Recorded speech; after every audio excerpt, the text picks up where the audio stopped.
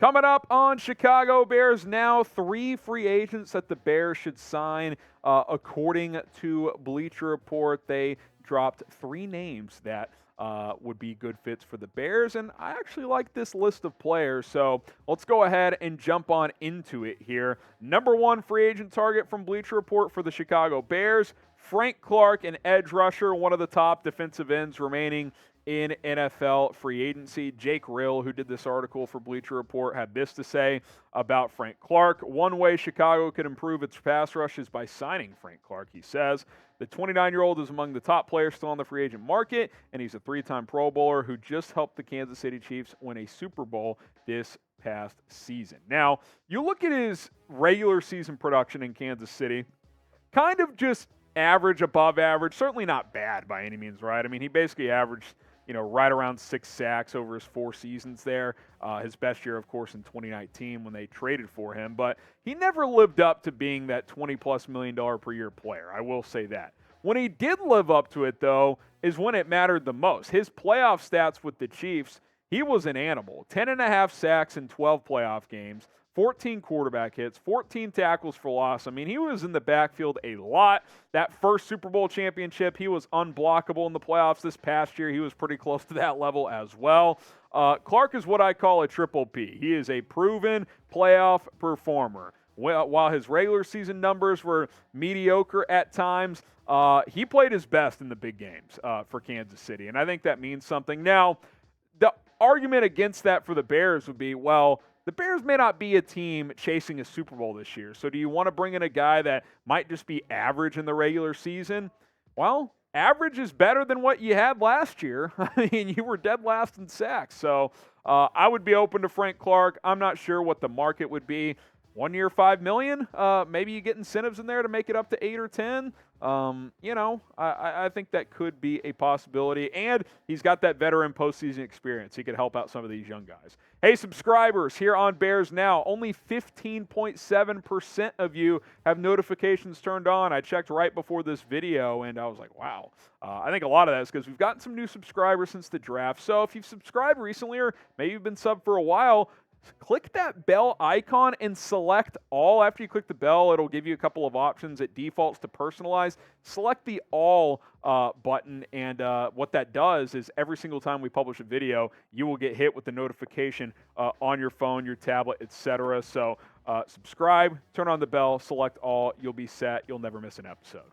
Okay, next up, Yannick Ngakoue. No surprise here. I mean, anytime you read the Bears in a player they should sign in free agency, some kind of article, whatever, podcast, Ngakoue is almost always mentioned. We talk about him here all the time, and for good reason. I mean, he's the best pure pass rusher left remaining in free agency, in my opinion. The numbers show that. The consistency show that. Jake Rill on Ngakoue says that Ngakoue has notched 8 or more sacks every year. That's pretty consistent for 7 NFL seasons. Meanwhile, the Bears didn't have any players who finished with more than 4 last season. Maybe Chicago only needs to sign Clark or Ngakoue, but it's important for a team to keep its options open, and the Bears need as much pass rushing help as they can get. And that last sentence is really the point, right? Look, if Ryan Poles, here's my message to him. If he doesn't think Ngakoue is worthy of a multi-year deal or a guy who's going to help you down the road and be a cornerstone piece when you're trying to win Super Bowls, okay, that's fine. But don't you want to bring somebody in this year that can help you this year? Like, you've got $35 million in cap space. If you throw $8 million at Yannick Ngakoue, it's not going to corrupt your future. Now, maybe Ngakoue is waiting for a multi-year deal. Maybe he only wants to play for a contender. I don't know. I do know that the Bears had a league worst 20 sacks last year, and Ngakoue had 9.5. Like, that's a big difference to me. So more on this in a second, but the NFL season's going to be here before you know it, and if you want to support Justin Fields, QB1, go get his jersey, chatsports.com/Fields jersey. We got the navy, the whites, the orange available. I got the orange one. Who knows? Maybe I'll add to the arsenal. My baby son, PJ, has the navy, so maybe I'll get a white one. We'll kind of complete the trifecta. Chatsports.com/Fields jersey. Go pick one up today and represent. I mentioned Ngakoue and just the consistent production. I get he's not a great run stopper. I get these advanced metrics will show, well, he doesn't actually win as much as you think. Well, he gets home. I mean, he finds a way to just consistently have sack numbers regardless of if he's in Jacksonville, Minnesota, Baltimore, Vegas. Like, he's productive everywhere he goes. He's going to give you 8 sacks. That's what he's been his entire career. No one on this roster had 8 sacks last year. DeMarcus Walker had 7. I like that addition. You put Ngakoue on the other side, and then Rasheem Green, Dominic Robinson, and Travis Gibson are rotation guys. Okay, you got a little something. You know, you're not going to light the world on fire with that group, but I think you add one of these vets that are still out there, whether it's Clark and Ngakoue or someone else, you're going to be feeling a lot better about your pass rushing situation. Now, pick one to sign. Who would you rather have? Type YN for Yannick Ngakoue, type FC for Frank Clark. I would lean Ngakoue, even though Clark's probably slightly better against the run. I'm going to value the sack production here. YN for Ngakoue or FC for Frank Clark.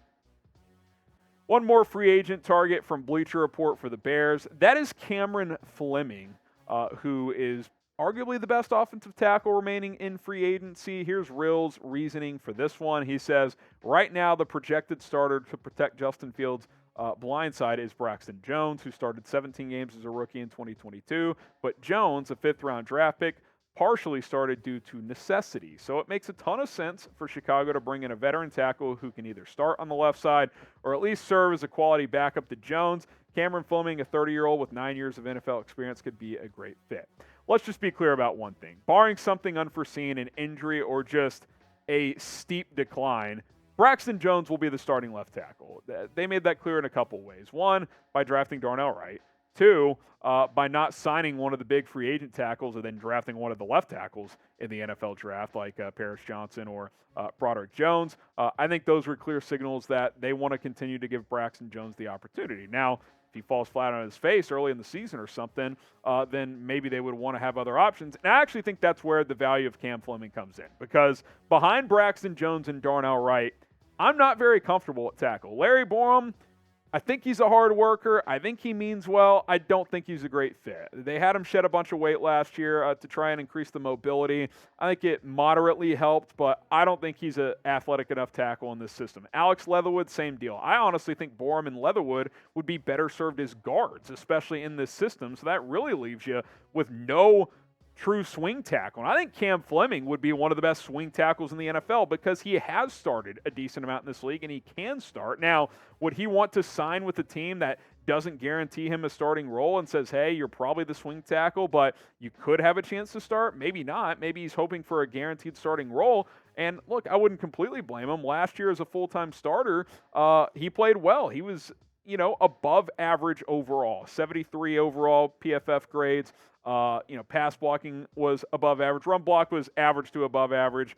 7 sacks, 6 penalties, pretty decent there as well. I think he'd be a really good security blanket, though. A guy where if Darnell Wright got injured or isn't quite ready, Fleming can plug in. If, for whatever reason, Braxton Jones takes a step back or isn't adequate enough, or if he were to get injured, Cam Fleming gets in there. Even if you have 2 great tackles, you still need a swing tackle. I'm not super comfortable with Larry Borom or Alex Leatherwood. Maybe the Bears feel differently. I don't know. But I'm not. I would like to get a veteran tackle that can help do that. Maybe someone else is an option for that role as well. But Cam Fleming, I think, is a guy that would give you a lot more security and a lot more comfortability heading into the season. Should the Bears sign Cam Fleming? Type S for sign or P for pass. I would really like to see it. It would make me feel better about the Bears' offensive line as a whole. What say you? S for sign or P for pass? So there you have it. Bleacher Report's 3 free agent targets for the Chicago Bears. I really agree with all of them. I don't think you'd sign Clark and Ngakoue, but pick one there. You get a veteran swing tackle in Fleming. I think you'd be in a much better place. All right, folks, that's going to do it for this segment here on Chicago Bears Now. Hit that sub button, turn on the notifications. That way you never miss a video here on Bears Now by Chat Sports. And we'll see you next time here on the channel.